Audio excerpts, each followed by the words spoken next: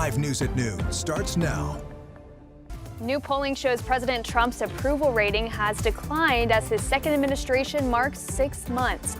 Big issues that are weighing on people's minds. And excitement on college in Fayetteville as the original Slim Chickens is back open. Fans lined up for hours to be the first in line. Well, thanks for joining us for your 5 News at Noon. I'm Morgan Wrigley here with meteorologist Danny Cassidy. Hey, let's go. Let's go. All right, well, we've been warning you about the heat. We've been talking about it. It's been here, but today we have a heat advisory, right? Yes, heat advisory and extreme heat warning for the River Valley, our first of the season. So with that little extra kind of wording, we do have a weather impact alert day for that, or weather impact alert day for that.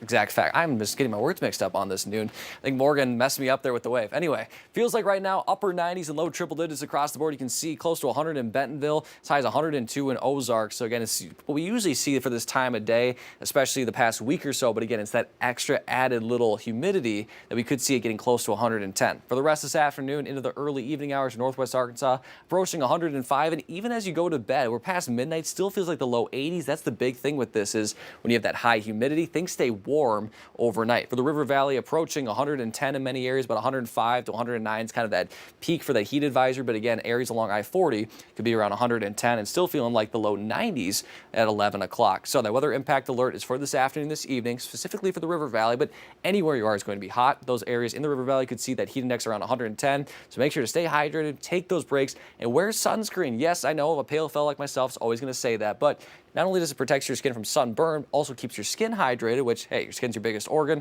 Make sure that thing is working. So again, we'll talk more about the heat, humidity, and if there's any rain in the forecast coming up in just a little bit. Morgan. Thanks, Danny. And as we get through this heat advisory, you or someone you know may need a place to cool off. We've got you covered. We have them all listed in one place. Take a look. Just head to our website, 5newsonline.com. You'll find the list there, or we can send it straight to you. Just text the word cool to that number right there on your screen, 479-785-5000. Right now at noon, we're learning the man charged with killing 4 people and injuring 10 others at a Fordyce grocery store changes his plea. 45-year-old Travis Posey is now pleading guilty to 4 counts of capital murder and 11 counts of attempted capital murder in the June 2024 shooting. His attorney shared that update this morning. Posey's been held without bond since the shooting at the Mad Butcher grocery store last year.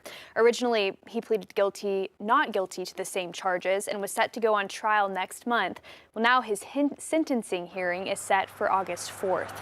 And new at noon, we're learning that a man has died in Carroll County after a reported drowning near the Beavertown campground on Sunday. According to Carroll County Sheriff Daniel Klatt, 34-year-old Marvin Stevens from Missouri had drowned while trying to swim out to the Old Train Bridge. Joint search efforts of the Benton County Dive Team, OEM, Holiday Island Fire Department, as well as the Mennonite Search and Rescue Team help recover Stevens' body.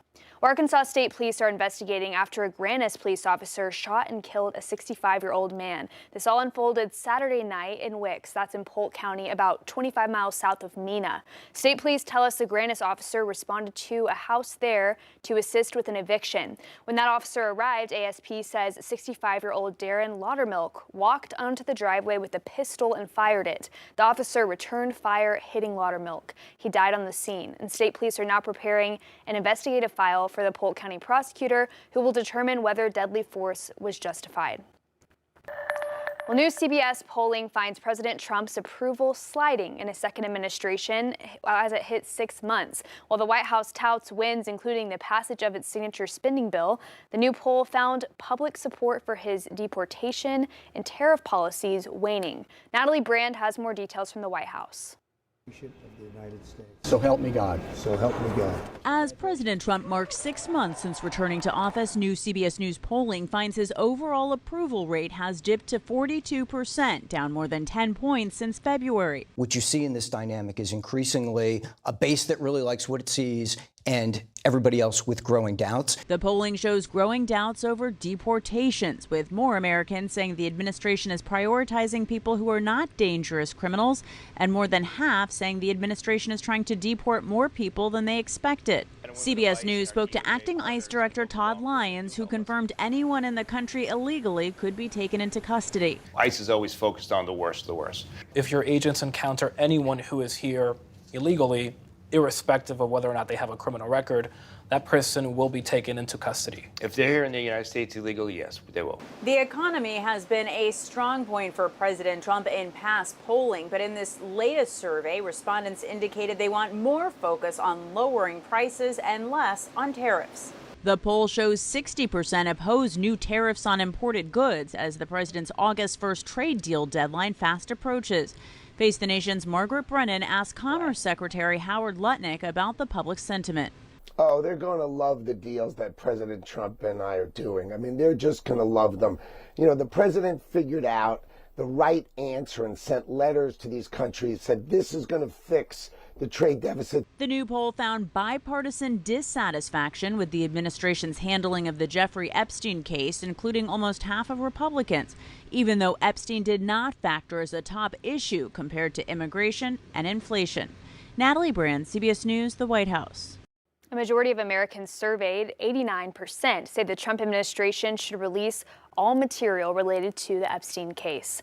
Well, Here at Home, the nonprofit that promotes all things downtown Fort Smith, has a new survey on its website. They're asking what you think needs to be done to improve the area. The executive director of Main Street Fort Smith says the survey will help guide Main Street through the next 3 to 5 years. Coordinators say they hope those who don't make it to the downtown area will say why they don't. The survey will continue through the end of August. If you'd like more information about the survey, head to our website, 5newsonline.com, and click on the Community Spotlight tab at the top of the homepage. Well, Fayetteville's Restaurant Week is going on right now. It started Sunday, continues through Saturday. More than 70 local restaurants are involved, offering special menus and deals to showcase the city's vibrant food scene. This is Fayetteville Restaurant Week's 3rd year. And the United Way of the Fort Smith area is hosting their annual Fill the Bus school supply drive, happening this Friday and Saturday. While shoppers buy their back-to-school supplies for their children or grandchildren, they can pick up a few extra items and drop them off at the school bus that will be parked in front of local Walmart supercenters. Volunteers will be at all River Valley Walmart locations this Friday from 9 to 7 and on Saturday from 9 to 1. Well, tax-free weekends are also around the corner for back-to-school shoppers. Arkansas, Oklahoma, and Missouri all have tax-free weekends happening the first weekend of August. Each of the states allow people to buy things like school and art materials, electronics, and clothing without paying state taxes ahead of the new school year. Well, the original Slim Chickens on College is back open. It's been rebuilt now, drive-through only. To celebrate the grand reopening, Slim's promised free Slims for a year to the first 50 drive-through customers. That deal was enough to draw dedicated fans who camped out overnight to claim their spot. 5 News photojournalist Will Maxwell was there early this morning to catch up with those die-hard chicken lovers. We got here at 7:20 last night. We kind of came earlier than that and cased out the location to see what was going on, but then we saw a car was in line and we knew we had to get in line. Slim Chickens has been doing business here for 22 years, so the fact that people would line up overnight, literally stay overnight, just to get to be the first to try the new fly-through concept is pretty cool. I've worked for Slim Chickens twice, so it's overall good food. So when I heard that I needed to get a chance to win a year of free Slim Chickens, why not?